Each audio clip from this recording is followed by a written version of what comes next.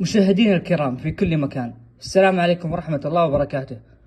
أهلا وسهلا بكم في قناة عزيز وفتش، الوجهة الأولى لعشاق الدوري السعودي ومحبين كرة القدم السعودية. قبل لا نبدأ الحلقة أتمنى منكم تتابعون حساباتنا على السوشيال ميديا، وبعد ما تشوف هذه الحلقة سوي لايك واشتراك عشان لا يفوتك محتوانا الجاي. حلقة جديدة نقدمها لكم وفيها راح نتكلم عن تحليل مباراة قمة الجولة 13 من دوري روشن، وهي مباراة الاتحاد والنصر، ونبدأ بالحلقة على طول.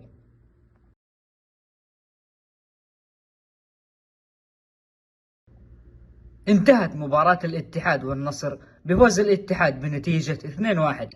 سجل أهداف الاتحاد كريم بنزيما وبرجوين، وسجل هدف النصر رونالدو.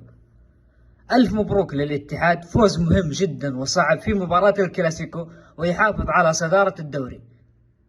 خسارة ثانية للنصر على التوالي بعد التعثر أمام السد القطري في المباراة الماضية. النصر أيضا يتعثر أمام الاتحاد.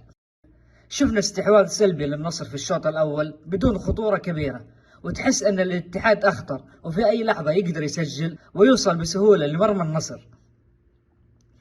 في الشوط الثاني كريم بنزيما يفتتح التسجيل للاتحاد بعد عرضية جميلة من مهند الشنقيطي، وبعد دقيقة تقريبا رونالدو يسجل هدف التعادل بعد مجهود كبير من أنجيلو. ولكن الاتحاد لعبة الشوط الثاني يسجل هدف الفوز عن طريق برجوين. الاتحاد كان منظم بشكل أكبر من النصر، وهنا يبان شغل بلان مدرب الاتحاد، خصوصا في الشوط الثاني مع تغيير العبود ودخول عبد الإله العمري.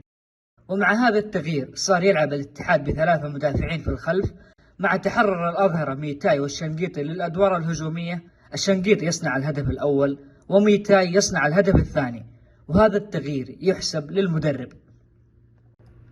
ارجعوا لهدف الاتحاد الثاني من بداية الهجمة وشوفوا انطلاقة بريرا اللي تشكل نص الهدف، وبعدها تحرك ميتاي وإنهاء برجوين بالهدف.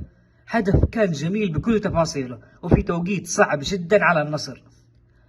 ميتاي واحد من أفضل الصفقات في الدوري خلال هذا الموسم، لاعب شاب بمستوى دفاعي متكامل ومستوى هجومي خيالي، وساهم بصناعة هدف الفوز للاتحاد. تخيل وصل استحواذ النصر إلى 62% مقابل 38% للاتحاد، لكن الاستحواذ في كرة القدم ما يفيدك بشيء دامك خسرت النقاط الثلاث. وفي الأخير الاتحاد كان الأكثر تسديد على المرمى والأكثر وصول لمرمى النصر واستحق الفوز. من ضمن مشاكل النصر استمرار ضياع الفرص أمام المرمى، وأيضا ضعف دكة الاحتياط، ويحتاج إلى دكة تصنع الفارق مع الفريق. كان في أفضلية للنصر بعد هدف التعادل، لكن أغرب شيء صار هو تغيير أنجيلو اللي صنع الهدف الأول وكان مزعج لدفاع الاتحاد. وبعد التغيير ترك جهة اليمين مفرغة وما في إلا الغنام في هذه الجهة، ولو استمر مدرب النصر بنفس العناصر كان ممكن النصر يقلب النتيجة على الاتحاد أو تنتهي المباراة بالتعادل على أقل تقدير. ساديو ماني لاعب يبذل مجهود كبير ويتعب الخصم، لكن لو يتحسن الإنهاء عنده بيصير لاعب أسطوري، ولو سجل الفرصة الضائعة كان اختلف كل شيء في المباراة.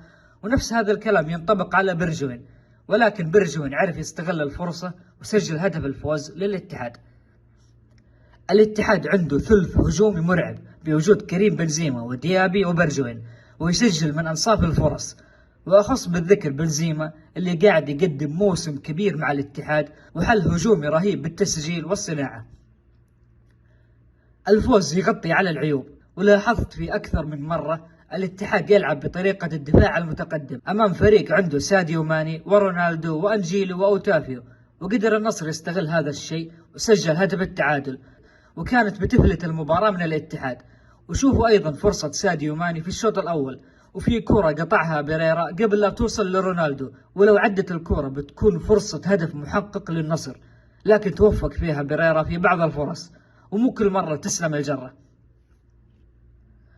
وكذا خلصنا من تحليل مباراة النصر والاتحاد، وانتظرونا في الحلقات الجاية بمشيئة الله. وفي الختام حتى لا يفوتك محتوانا الجاي، أتمنى منك بعد ما تشوف هذه الحلقة تسوي لايك واشتراك في القناة عشان ما تضيع قناتي وتقدر ترجع لها في أي وقت، وتأكد من تفعيل جرس التنبيهات عشان يوصل لك كل جديد. في أمان الله.